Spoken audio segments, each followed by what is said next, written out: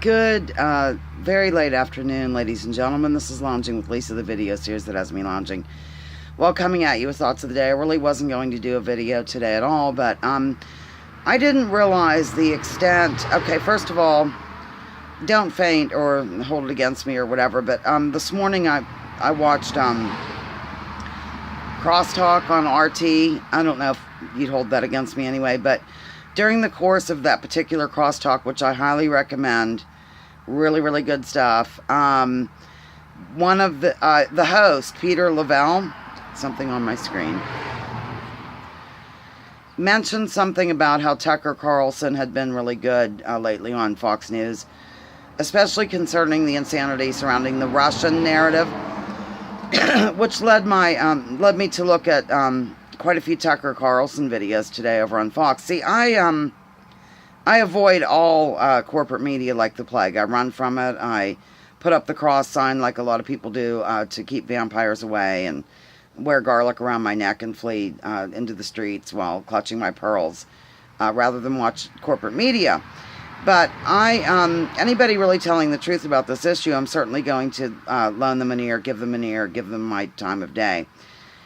I did not know, ladies and gentlemen. I heard a little bit of talk about it, but I didn't really look into it. My hand's a little shaky.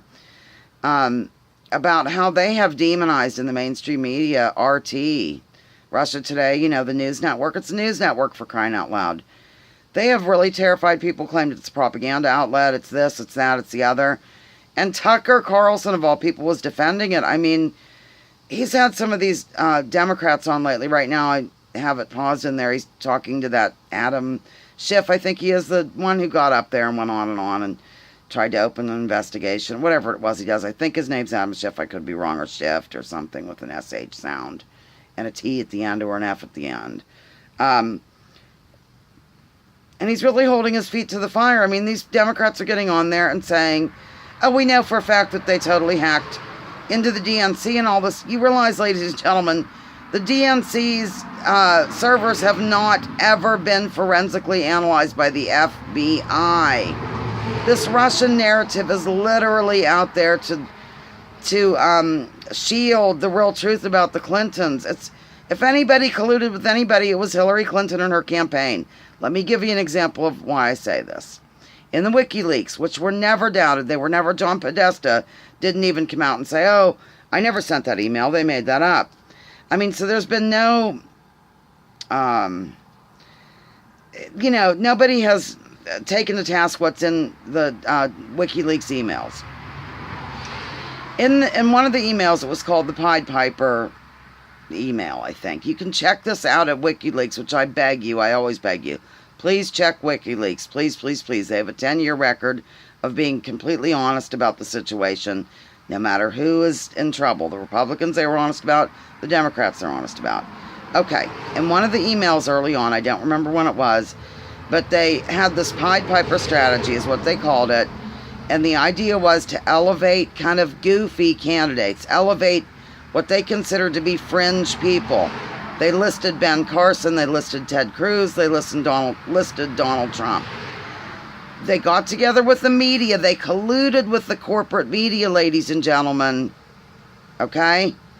Colluded with the media to elevate these kooky, far-right, fringe candidates. Did you see that happening? Of course you did. You saw Donald Trump's empty lectern on the podium being filmed when Bernie Sanders was standing in front of an audience of 20,000 people. We can't show Bernie. We have to show this empty lectern region. Okay, so that's part of the collusion. That's an example of how the DNC colluded with the media. Also, you know that P dossier or whatever it's called? I wonder whose campaign brought that to light through the Russians. Not to mention Bill Clinton getting paid millions of dollars for a speech in Russia while his wife was the Secretary of State. And lo and behold, we suddenly have a uranium deal with Russia. Everything they're saying about Russia, you can either put in the word Israel in terms of interference, or just substitute the name Hillary instead of Donald Trump, and then you have it. That's all. I realized it's my first video in a couple days. I've been trying to sell advertising. I'm not having a very good week with work and just thought, I'd try to throw myself into work, but it's not working. How many times can I say work? That's all. Lounging with Lisa. Boy, my voice is goofy. The video series that has me lounging. Well, coming at you with thoughts of the day.